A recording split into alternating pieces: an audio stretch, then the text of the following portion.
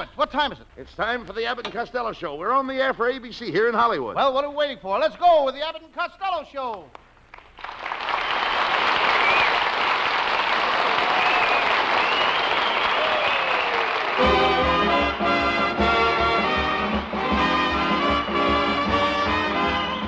Yes, it's the Abbott and Costello Show, produced and transcribed in Hollywood for your listening and laughing pleasure.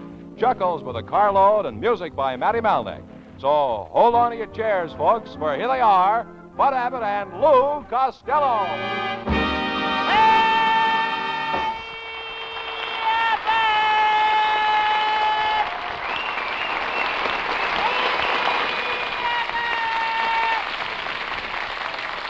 All right. Costello.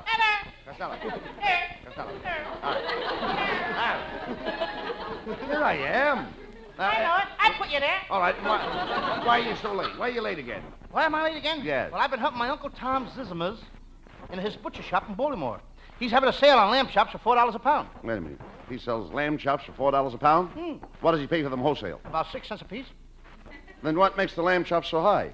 It's them little paper panties. The Garment Workers Union don't work for nothing, you know. Right. Neither do our writers.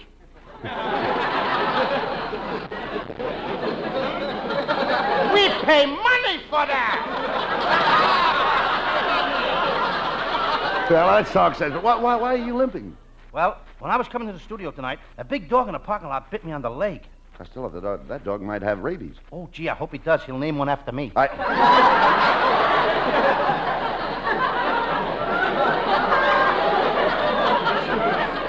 Stop, you dummy. Was there ever anybody in your family that wasn't an idiot, Lou? Oh, sure, my great-grandfather. When George Washington crossed the Delaware, my great-grandfather, Valley Forge Costello, was the first man to jump out of the boat. He was? Yes, but Washington made him get back in the boat and go across anyway. Well, never mind that. What makes you look so tired? Didn't you get any sleep? Oh, I snored so loud last night I kept waking myself up. Well, if you snort so loud, why didn't you do something about it? I did. I moved to another room. Then I dreamed about Marilyn all night long. By the way, how are you getting along with Marilyn? We're hitting it off pretty good. You are? Yep. I keep putting my head on her shoulder, and she keeps hitting it off. Costello. All right. Costello, why don't you go back with the rest of the baboons? Okay. Any message? Get them out of here.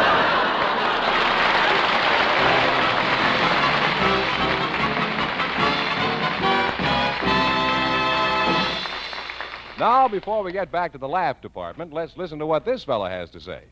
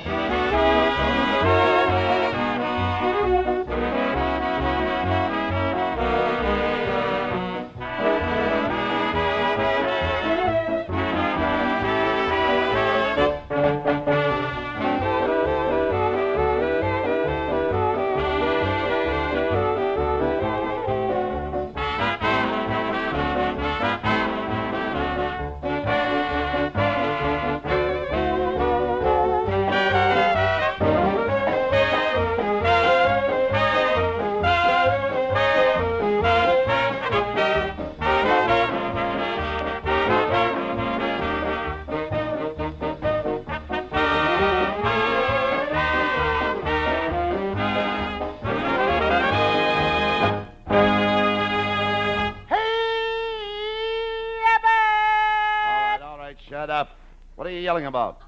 Boy, are we having trouble. What do you mean? My Uncle Mike and my Aunt May, they bought a houseboat on Lake Arrowhead, and they moved in Monday, and now Aunt May is missing. What happened? Last night she forgot and went down in the cellar for a jar of preserves. Have there been any signs of her at all? Only one clue. This morning her apron came out of the water faucet in Pismo Beach. She didn't have any cellar on the houseboat. Oh, that's too bad. No. That's too bad, Costello. You know, my uncle was lost at sea. He went down with a ship. We felt terrible about it. I know how you feel, Abbott. My great-grandfather went down with his schooner. He did? After 3 beers, he couldn't stand on his feet. I'm talking about ships at sea. Have you ever been to sea? Oh, sure. I go to sea every Saturday night. You go to sea every Saturday night? Yeah, they have a burlesque show at the Burbank. I go to sea. I thought so, you coward. You'd be afraid to go out in the ocean in a boat. How dare you call me a coward? I haven't got a cowardly bone in my body. You haven't? No, but there's some flesh I'm not sure of. Your whole family are cowards, Costello. I don't think any of them have ever went to sea. Oh, no. My brother Pat was in the Navy. Him and 5 other sailors were shipwrecked on a desert island. There was only one girl on the island. My brother married her. One night he killed her. He shot her, strangled her, beat her, he poisoned her, and then he threw her in the ocean. But it could have been worse. It could. Yeah, she could have married the wrong guy.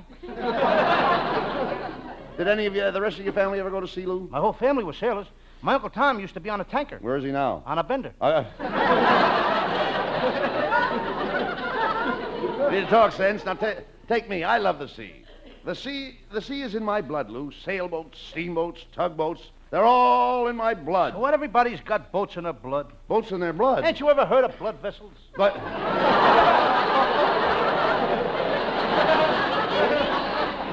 I should be working with a girl instead of you. I worked with a clever girl once, I remember.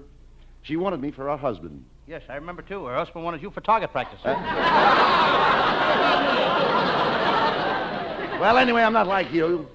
You've got your eyes on every girl you see. I have not got my eyes on every girl I see. You haven't? No, only those I can't get my hands on. The trouble with you, Lou, is that you're not serious about women. No, and I'll never get serious about women. Never? Never. Well, I may get married and have 8 or 9 children, but that's as far as it'll go. Costello, without a doubt, you have the lowest IQ of any man in California. I know it, Abbott, but I try not to act conceited. Costello, why don't you find a girl and get married? I found a new girl last week. You I did? call her my little pale face. Is she an Indian? No, Then why do you call her pale face? she's got a face like a pail.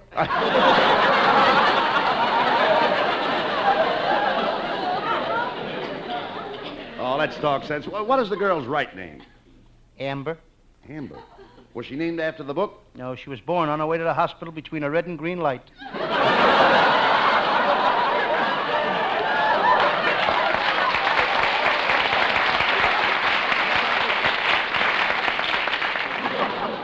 Costello, no wonder you can't get a girl.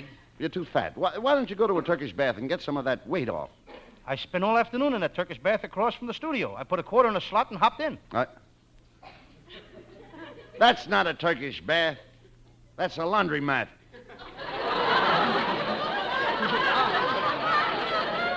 Yes, a laundromat where women rent machines to wash their clothes. I wondered why the manager came around and made me hang a towel over that little glass window.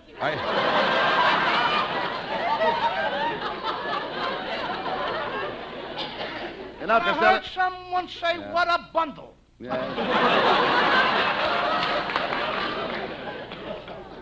know, you should keep in shape, Lou. Wrap that joke up, can't we? Yeah. Why don't you be like me, get in shape? Get exercise. Years ago, I started planting. I planted things in my backyard, and it's kept me young. What did you plant? Your birth certificate? Costello, you are an idiot. You know absolutely nothing. That is not so. I was one of the smartest boys in my school. When I was in the 5th grade, I set a record. You did? Yes, I was the only kid in the 5th grade that was old enough to vote. Always bragging about your school days. I'm the smart one of this team. You know, I remember when I started in high school. Well, I wasn't like the rest of those 15 and 16-year-old boys. Oh, you were 37.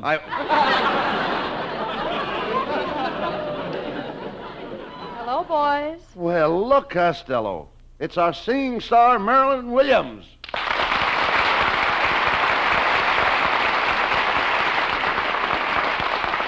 Hey, Marilyn, you're late tonight. Oh, I'm so sorry, old boy. I was home listening to the shortwave radio from England. My favorite British program was on. It's called The Solitary Bovine Attendant and His Horse-Pound Sterling. The solitary bovine attendant and his horse-pound sterling? Yes, that's right. You know, over here it's called The Lone Ranger in silver. I get it. I listen to one of those programs every day. It's called Strike the Jonathan Receptacle. Strike the Jonathan Receptacle? Yeah, hit the jackpot.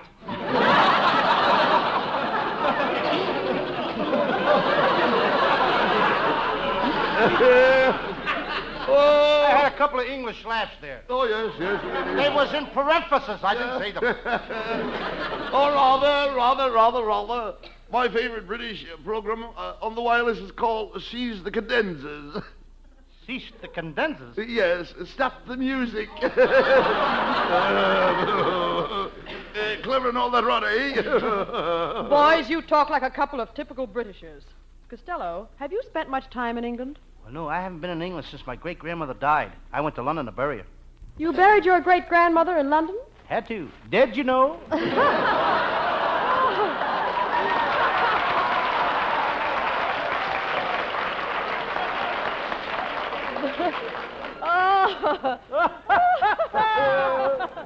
Oh, Costello, you are so clever, Costello. You're making a big hit with her, Costello, so go ahead and ask her for a date. Okay, go ahead. Marilyn, how about you and I going to a nightclub after the program, eh? What? A nightclub? What's that? Well, in Hollywood, a nightclub is a place that's got what it takes to take what you've got.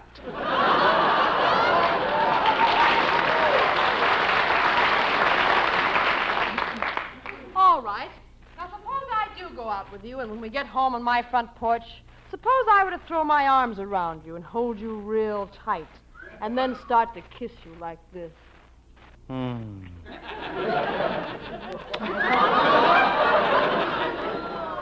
What would you do? As soon as I see the script, I'll let you know.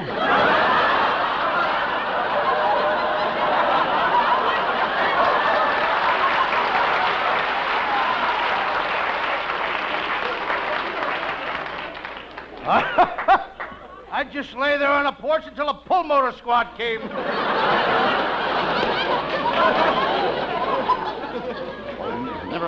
Never mind, Costello. You asked Marilyn to go out with you. Yes, Costello. Why don't you take me out to some swanky place where we can dine and dance? I would. I would, Marilyn. I would, Marilyn, but I couldn't go to a place like that. I haven't got a decent suit to my name. Oh, no, Costello, I can straighten that out. I'll loan you one of my suits. Just a minute. All right. Just a minute. Do you think I'd wear one of your old suits? Do you? Do you think for 1 minute that Lou Costello would wear second-hand clothing on his back? Do you think I'd stoop so low as to clothe myself in one of your castaway suits? Yes. Well, don't stand there, you dope. Help me put it on!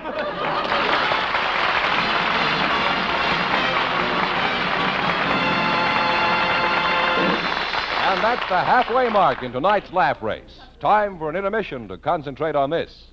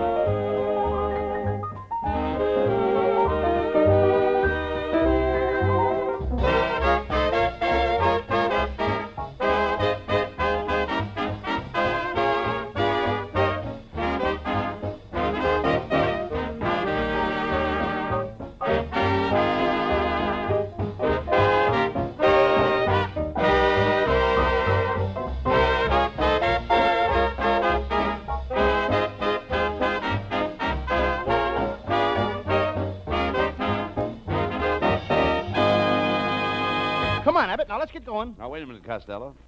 Let's turn on the spotlight. Let's turn it on our singing gal from England. Oh, that's great for us, and it's great for everybody listening.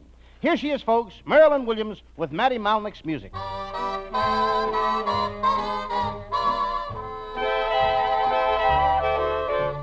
I will gather stars out of the blue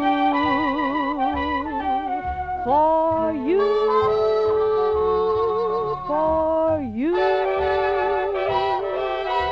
I'll wear a string of pearls made out of dew for you, for you.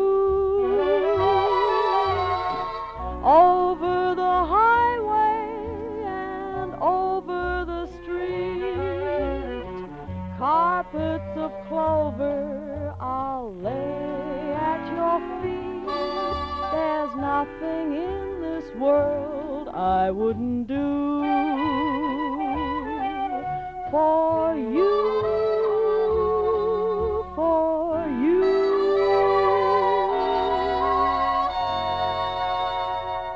Over the highway and over the street, carpets of clover I'll lay at your feet. There's nothing in this world I wouldn't do for you, dear, just for you.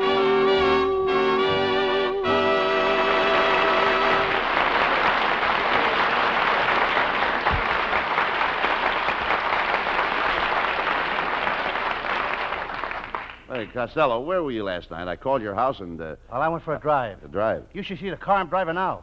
The motor is in the back. The clutch and the brake pedals are on the right-hand side, and the steering wheel is on the back seat. Hey, say, how can I get a car like that? Easy. Just run into a Sunset bus.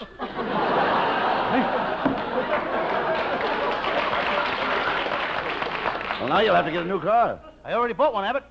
It's got 2 searchlights, 2 sets of seat covers, bumper guards, 3 heaters, twin radios, and fog lights. Well, never mind that. How's the motor? I didn't take the motor. No dealer is going to stick me with extra accessories. Is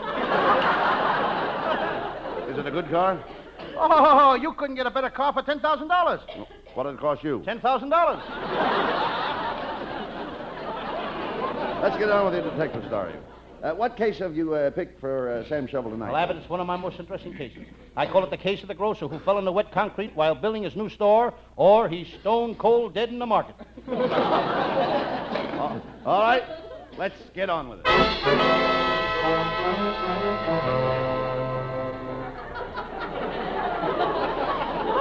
Yes, I'm Sam Shovel, private detective. I've been up all night working on a case. As I sit here in my little office, I'm tired. I start to doze.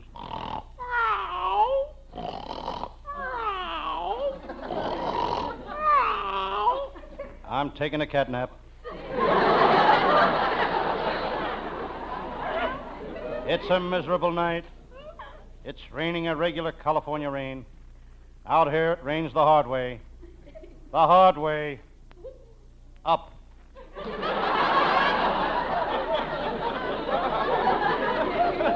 Just listen to that rain.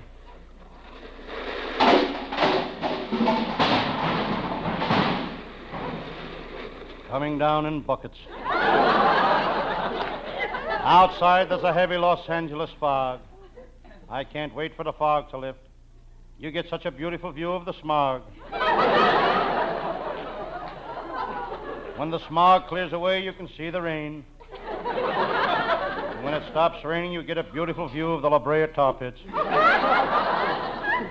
That's when you start praying for more smog.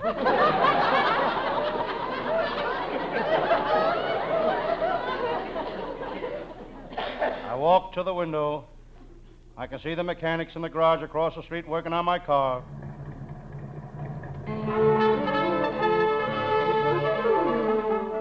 They're tuning up my motor. Well, it's time to get back to work. On my desk is a file on one of my famous cases. Willie the burglar. He was a Cracker Jack thief. He died broke. There ain't much money in stealing Cracker Jacks. And there's another case, the case of murderer A.C. McGurk.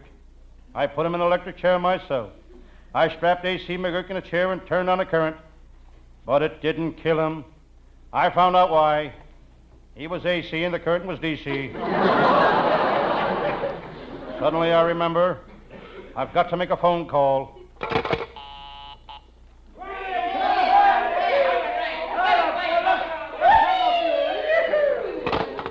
I have a party line.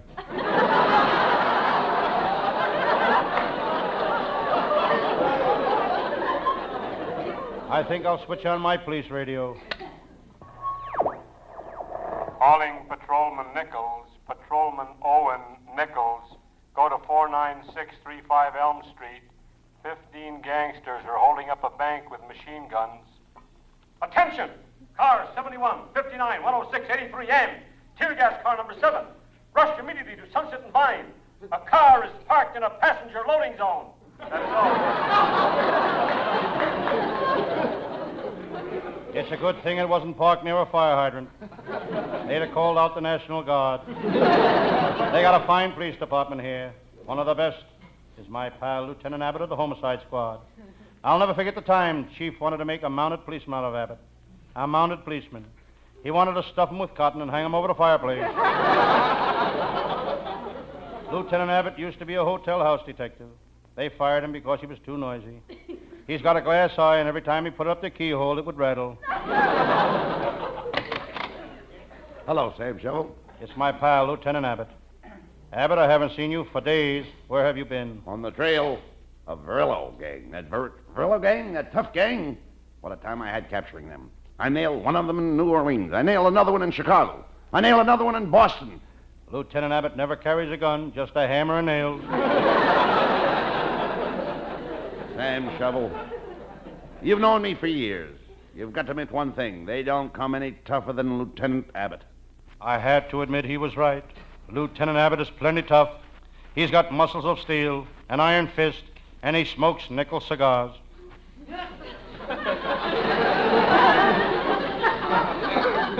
Sam, being a cop is no bed of roses. Remember before I was a detective how I used to pound the beat? Lieutenant Abbott used to pound a beat the hard way. The hard way. He pounded it with his head. That's when they made him a detective. Now he's the most famous gumshoe on the force. Every place he goes, he gets gum on his shoes. I should have went with him. I got stuck myself.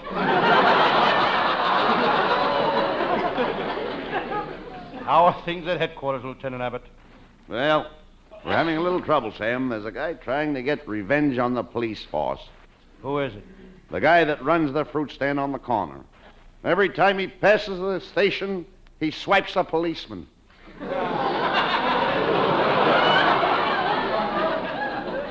Now I got a new case on my hands. I got to find out who's smuggling jokes for Abbott into the script.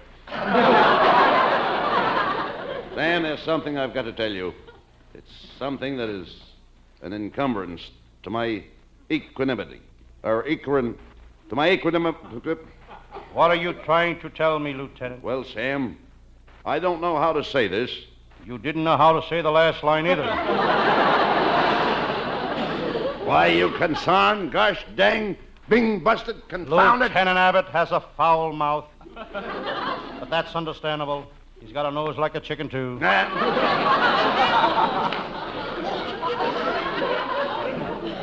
Sam, I'm going to give it to you straight. Your brother's a crook. Your brother is the leader of one of the toughest mobs in this town. Okay, Lieutenant. 10, Jack, King, Queen, Ace. What are you talking about? I'm giving it to you straight. That's the biggest straight you can get.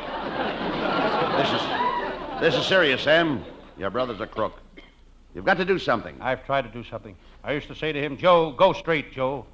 Get out of the racket, Joe. Joe, you're going to get in trouble. But Joe, he wouldn't listen. Why? His name is Pat.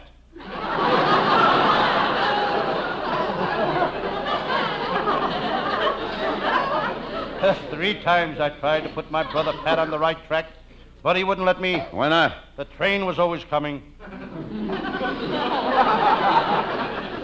Sam, your brother Pat is a thief. Yes, he's been stealing ever since he was a kid. Even in school, he'd steal paper from the supply closet. He stole so much paper that when the teacher wanted to give an examination, she had to bring the class over to our house. Sam? She left 3 kids after school. They've been with us ever since.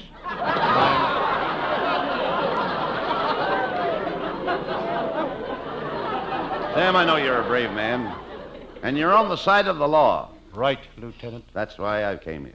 Sam, I know the headquarters of your brother's mob. I want you to come with me, Sam. You are going to arrest your own brother. Lieutenant, you mean you want me to arrest my own brother? A little sad music, please. I said sad. That's pitiful.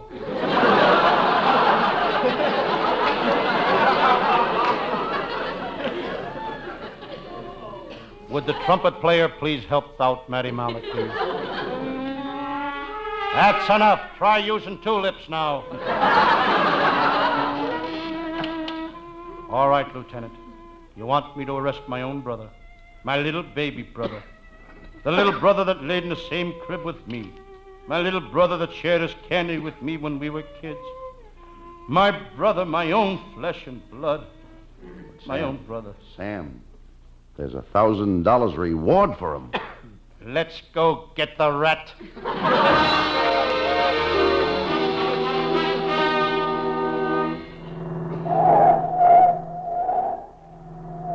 We're almost to your brother's mob hideout, Just a minute, Abbott. What? Sound man has another block to go. Sam, why don't you get inside the car? You'd be more comfortable. I'm okay, Lieutenant. I'm riding on the running board. This car has no running board. Now he tells me. Sam, Shovel, this is the place. We're going in and arrest your brother. When we get inside, identify your brother. Point him out to me. Come on. Lieutenant, that's him over there behind the desk. The one with the ladder sticking out of his head. Why does he have a ladder sticking out of his head? Well, he's really my stepbrother. Come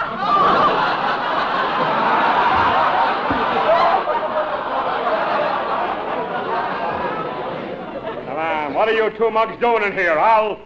Just a minute. Well, if it ain't me brother, me kid brother Sam. Pat Shovel, my own flesh and blood. Well, Pat, it's 8:15. That was swell, Mabel. Thanks. I'll be back at 8:30.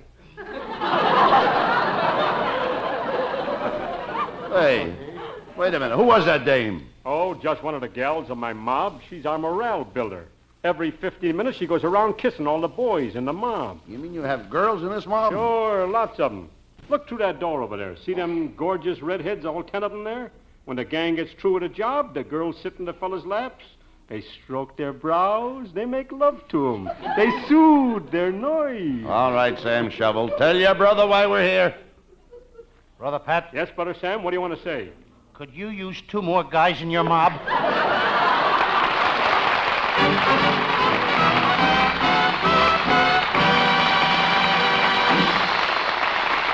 There's a curtain call coming up, folks, but first you'll be interested in hearing this.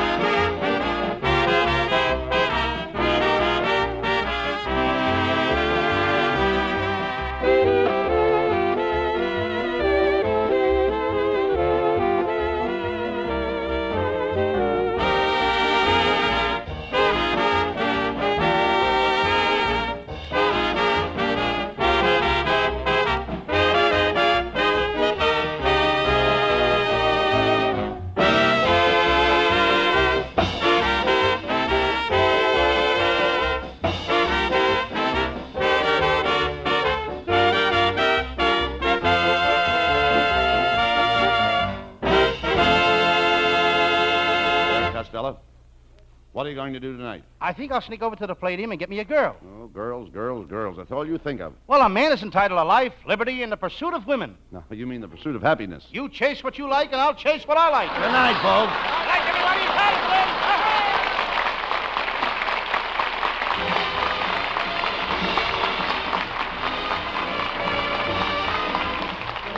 Listen each Thursday night at this time for another great Abbott and Costello show, produced and transcribed in Hollywood by Charles Vanda, and featuring Marilyn Williams and Matty Malnick and his orchestra. Be sure to stay tuned for the outstanding entertainment which follows throughout the evening on this ABC station.